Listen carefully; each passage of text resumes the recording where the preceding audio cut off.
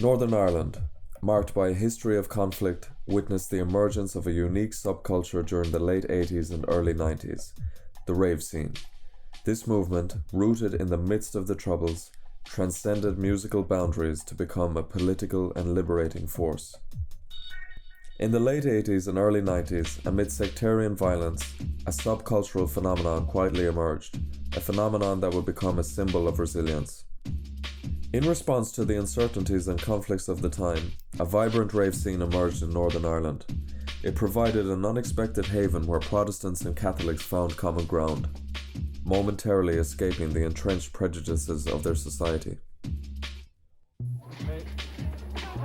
In panic, they tried to reverse away, but were immediately surrounded by an angry mob.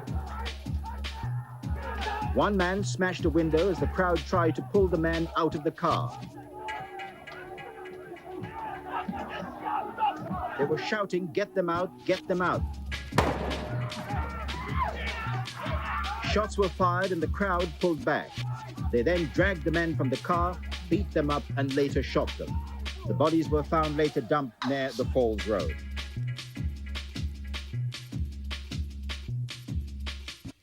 The beats of rave music in Northern Ireland carried a rebellious spirit, challenging divisive narratives. It went beyond a musical movement, fostering inclusivity and unity.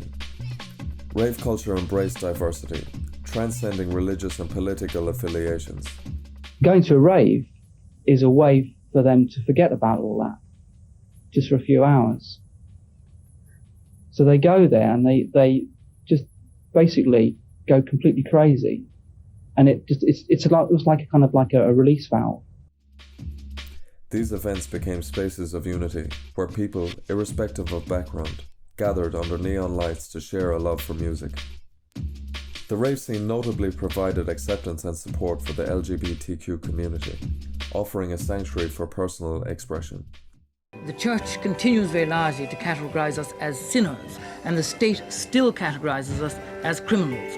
So any group that is defined in terms of sin and of crime cannot feel anything else but oppressed.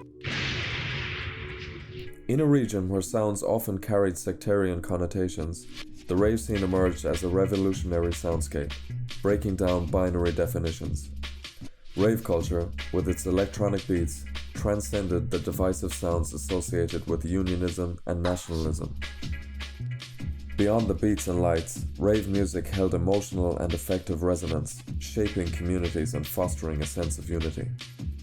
Rave principles created a transformative experience, offering more than just an escape through substances. Ecstasy, or MDMA, was first synthesized by a German pharmaceutical company in 1914. It was briefly used for therapeutic reasons in the United States in the 70s. But its illegal use, mainly by students, led to its ban there in 1985. Britain banned ecstasy in 1977. How does ecstasy work? The drug causes the release of a neurotransmitter called serotonin. This profoundly affects mood, enhancing all one sees, feels, hears and touches. But it also affects the body's temperature control system. Contrary to misconceptions, raves were not solely spaces for substance use.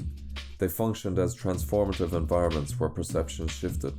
Documentaries like Dancing on Narrow Ground capture the essence of rave as a space where prejudice is dissolved, providing an imaginary yet significant space for Protestants and Catholics to coexist freely. While punk, goth, mods and rockers took the spotlight in Northern Irish subcultural research, the rave movement remains in the shadows despite its significant impact on cross-community interaction. Despite its profound impact, rave receives unequal academic attention, often emphasizing drug use over its cultural and social significance. No, this wall was built years ago to stop the Protestants on this side fighting with the Catholics on the other. It's here 24 hours a day. The thing is that it divides the two communities, but every Saturday night, hundreds of people go out downtown, out to Portrush, down to Armagh, Larne, just go out clubbing, forget about the divides between each other, and love every minute of the time that they're out with, no matter who they're with. In a divided society, rave's neutrality in terms of sounds provided a common ground for both communities. The media played a pivotal role in shaping public perceptions of the rave scene, often prioritizing sensationalism over objective reporting. It's one of the biggest hypes that have come on the music scene in recent years, and it's the peripheral stories that go with it: drugs, sex, sensation. There's meant to be a drugs-related craze. Seems to be the most worrying thing. And where did you find that out? That was in the paper.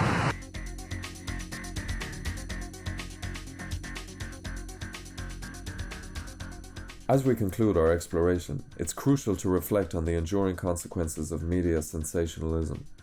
Responsible journalism is a moral obligation to present a holistic view, acknowledging the multifaceted nature of cultural movements like the Northern Irish rave scene.